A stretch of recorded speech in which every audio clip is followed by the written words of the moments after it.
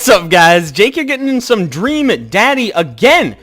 Robert and I just left the bar, but we find ourselves walking in the same direction, so let's get going and see where that leads. I live in this cul-de-sac down the way. Does everybody live there? Hey, me too. We actually just finished unpacking today. Great place to be. Great neighbors. Well, some of them. Who's that? We get to Robert's house, which is just a few houses away from mine. We stop and he turns to me. I don't kiss and tell, Daddy. Whoa, that's a little forward, don't you think? Just buy me dinner first. So we doing this or what? What? Hey. You know, do you want to come inside or not? A wave of realization rushes over me. I blush. Oh, we're gonna lay it on smooth, ladies. Well, I don't see why not. Nailed it. That sounded smoother in my head. Let's do it. I follow him up to his door. He fumbles with his keys for a second and unlocks the door, leading me inside. The moment the door closes behind us, he pushes me up against the wall and kisses me, grabbing my hips. Wow, we really just went in there, huh? Jesus, wow. Come on. Robert takes my hand and leads me up the stairs into what I assume is his bedroom. But it's so dark I can't see anything but Robert's intense expression. He kisses me again and I can hear him shucking off his jacket. I clumsily take off mine too, probably the cape as well. His hands roam down my chest and suddenly he's tugging my belt. I don't normally, do this. What, move to a new town and fuck your neighbor? Yeah, that's weird. Do you want to stop?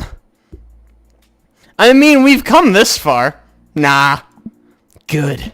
Robert continues to unbuckle my belt and guides me to the bed. Let's have some fun. Yeah, let's play Mario Kart. Do you think we play Mario Kart?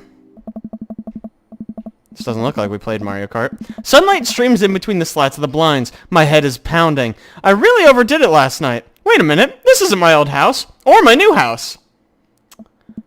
Oh, right! I look around for Robert, but find myself alone.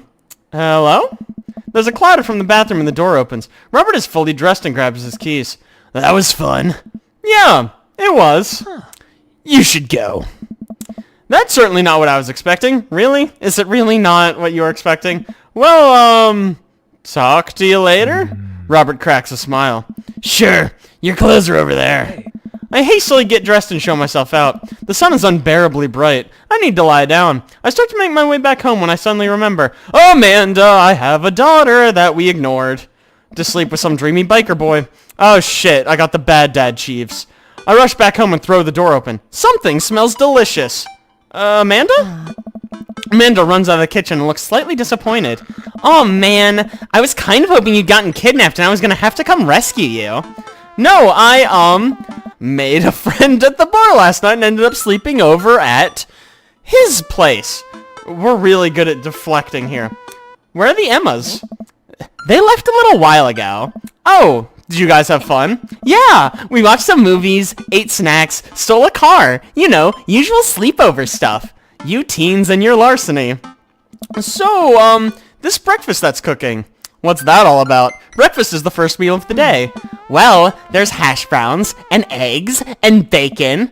Can I? No, what? Ugh. Yes, you can have some breakfast.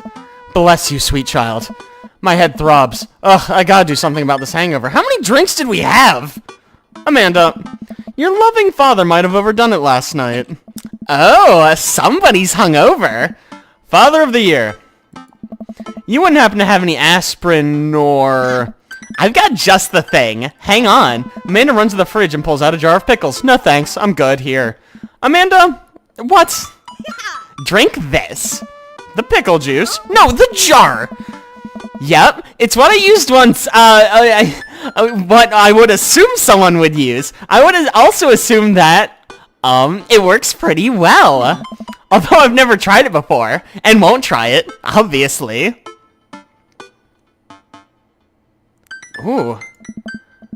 Who gave you alcohol, Amanda Ann? Was it one of the Emmas in your life? Dad, chill. Amanda, I have never had an ounce of chill in my life, and you should know that by now. You better not be drinking alcohol in this household without telling me about it. Uh-huh. Just drink the juice.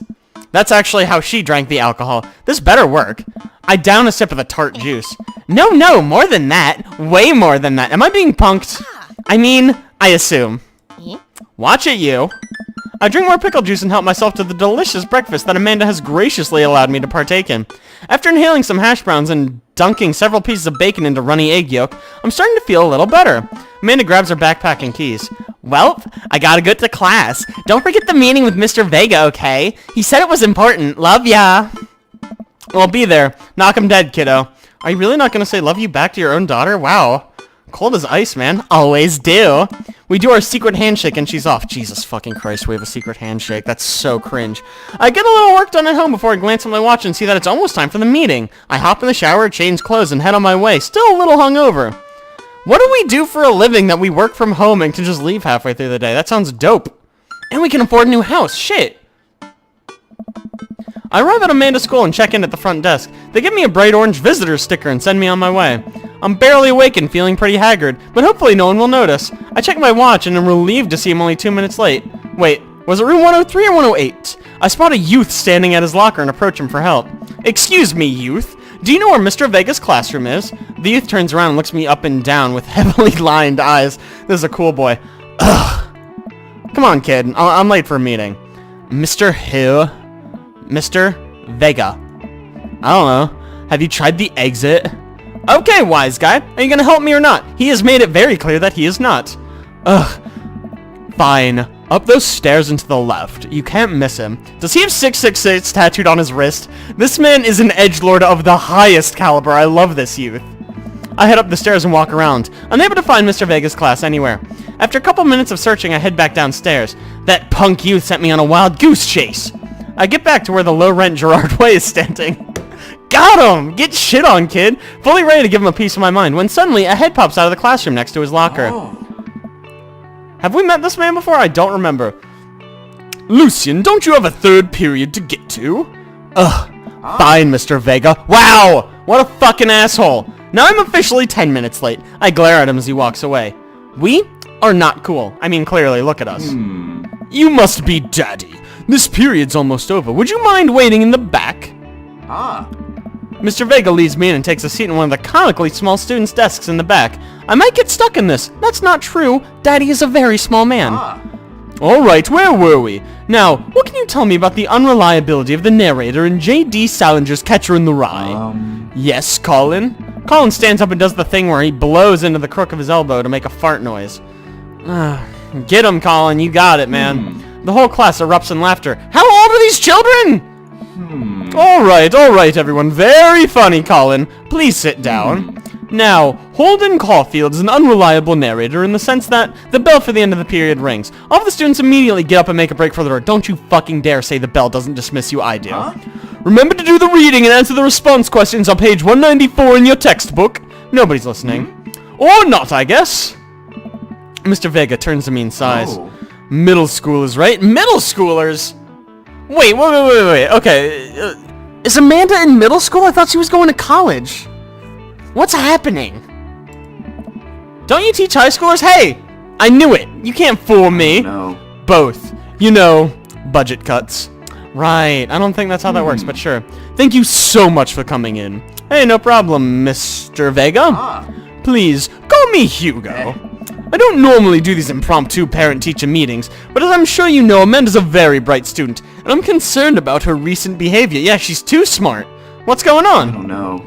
Amanda's never been the most engaged student, but I know she cares. Recently, though, she's been falling behind. She's not completing assignments and has been doing rather poorly on tests. I'd normally chalk this up to senioritis, but didn't we just move here? How is she already behind? This is strange. I always thought Amanda shared everything with me. It hadn't even crossed my mind that something might be wrong.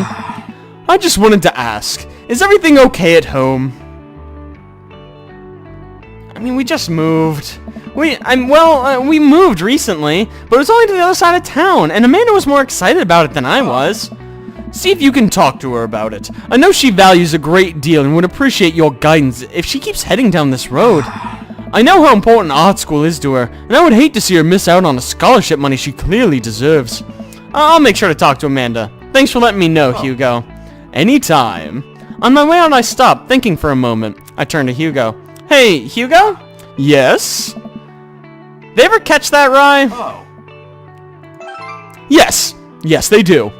Awesome! I knew that book had a happy ending. I leave the classroom and make my way out of the school. I'm still a little bit in shock that Amanda was able to hide this so well from me. She's always been such a force for positivity in my life, especially after we lost her father. We'll find him one of these days, I swear. Amanda must be done with classes for the day by now. I'm sure she'd appreciate a ride home, and maybe I can talk to her about what's going on. I pull up to the carpool and Amanda hops in the passenger seat. Wow, she just knew we'd come get her? Amazing. So, did you have fun gossiping about me? Mr. Vega and I actually just gossiped about our celebrity crushes. So you talked about Mario Batali the whole time? It was a very productive meeting. I'm pretty hungry. Can we grab some dinner? Sure thing. Yeah, let's go to the mall food court. That sounds really shitty. Does that sound good to you? Yeah, sure. Why the mall? Jeez, can't a dad take his daughter to the mall? Will you buy me things?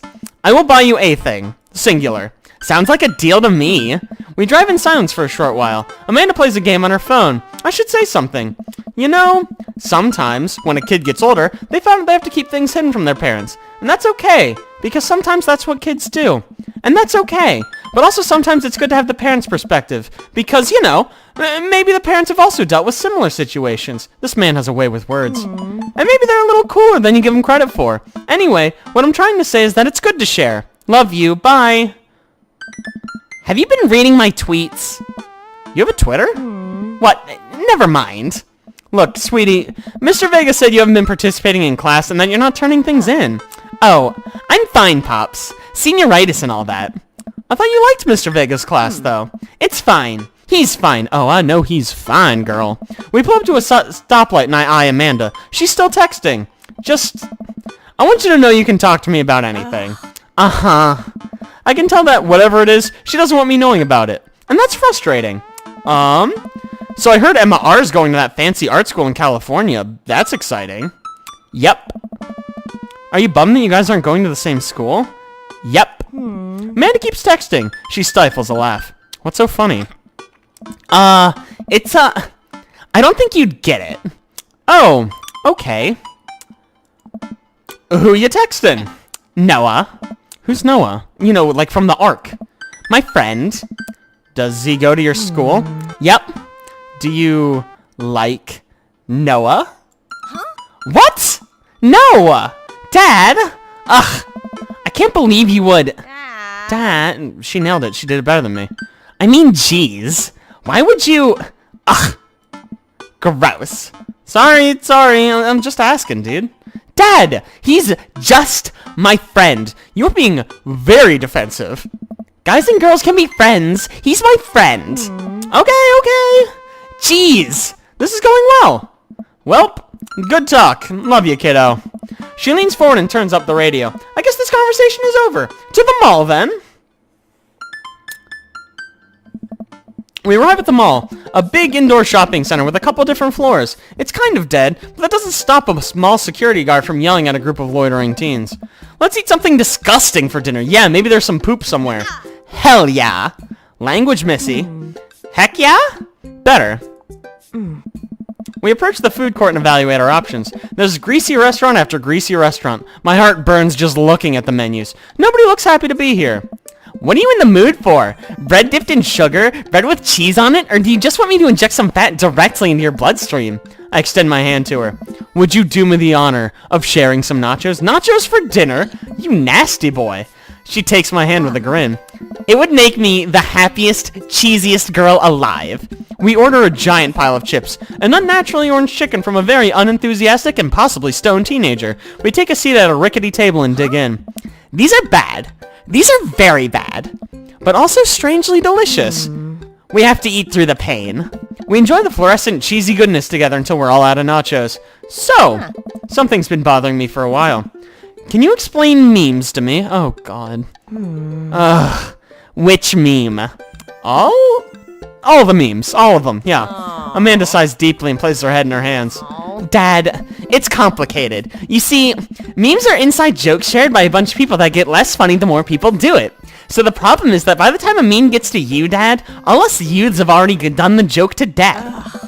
And what's worse is that movies and TV and video games will try to jump in on the meme train, but just based on how long it takes to make them, the meme will be long dead by the time it comes out. So it just dates and isn't funny. Oh shit, what up? Dad, please. Anyway, changing the subject. Where to now? Want to go to that goth store? What? Yeah, let's buy some goths, dude.